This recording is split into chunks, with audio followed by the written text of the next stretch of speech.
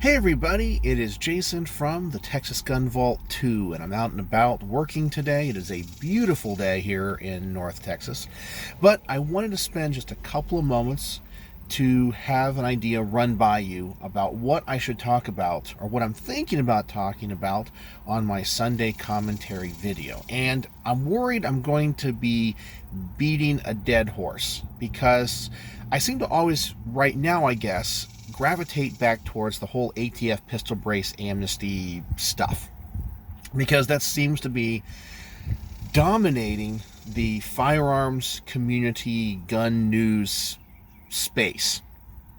And I know that some of the takes I've had have been unpopular with some. Hopefully I've made at least some people think, whether or not you agree with me.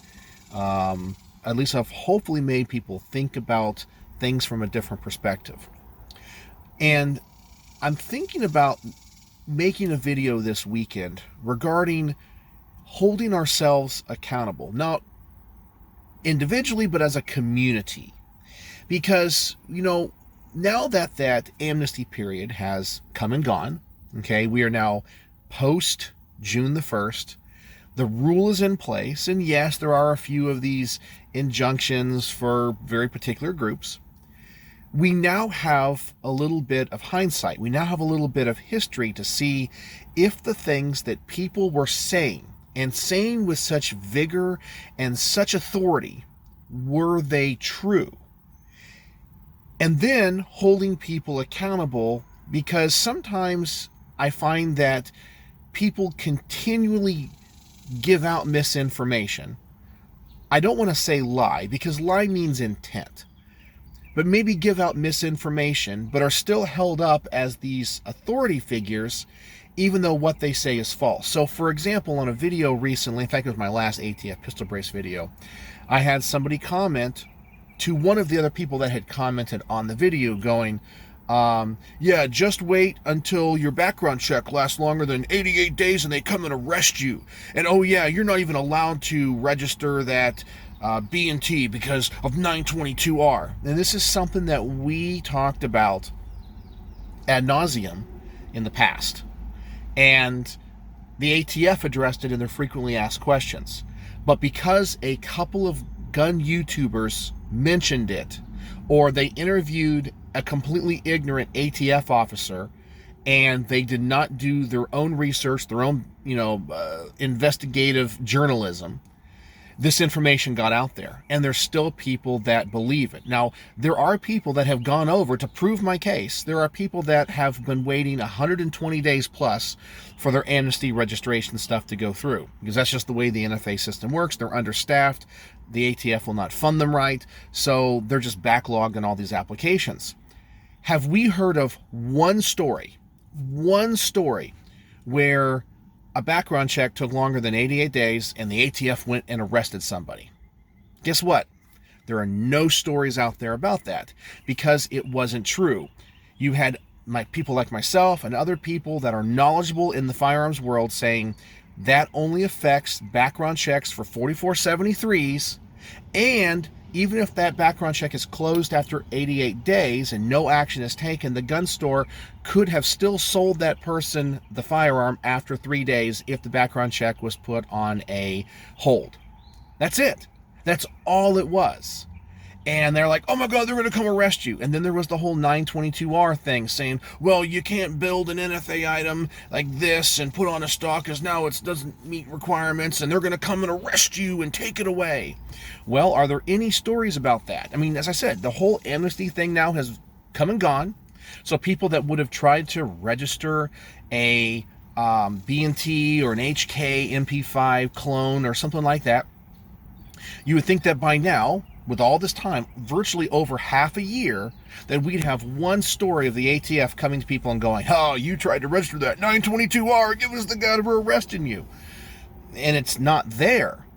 It's not there because they said, hey, yeah, we're not going to do that for this, blah, blah, blah. So it's been proven that the things that I said and the things that many other rational and reasonable gun content creators were saying were true.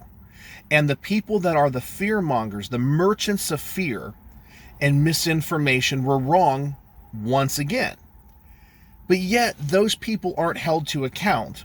And even though the information of 922R compliance, the 88-day thing, they're going to come and take your guns, you can't, another myth was you can't have an optic or iron sights on your pistol when you register it. Otherwise, it's a rifle and they're going to come take it. There's no stories of that. No information. None of that was real. But the same people that push those narratives are still making content, and they're still making doom and gloom content based off of misinformation. Why? Because it gets clicks and it makes them money. Now, I am not against making content. Obviously, as a content creator, I would like to make content that gets more clicks. Absolutely. I want to reach more people. That's why I do this. It's not my main goal, but it'd be nice that if I invest so much time in a video that people like it and want to watch. So I don't begrudge them for wanting to get views and clicks. That's not what I'm upset about. It's they're giving out false information, and they get what I think is, and some people will say, oh, Jason, you're elitist. I think the vast amount of gun owners out there who are not dorks and geeks like you or I that follow this stuff and get into the minutia and the nitty-gritty of gun law and politics. Most people are ignorant. They're just ignorant and uneducated. And they see somebody that has 1 million followers on YouTube saying they're going to come arrest you, don't do this. They believe it because they're not going to do their own research, and they don't even know how to do their own research. I think we as a gun community need to hold these content creators accountable. I'm not saying punish them or boycott them or any of that. I'm just saying we need to demand, hey, you propagated this misinformation. What do you have to say? Because it was wrong. Do you apologize? Do you admit that you were wrong? Are you going to do better in the future? Because if the time and energy that goes into creating this content and reaching this vast amount of people, if it could be used for good and could get real information out there, imagine what we could accomplish.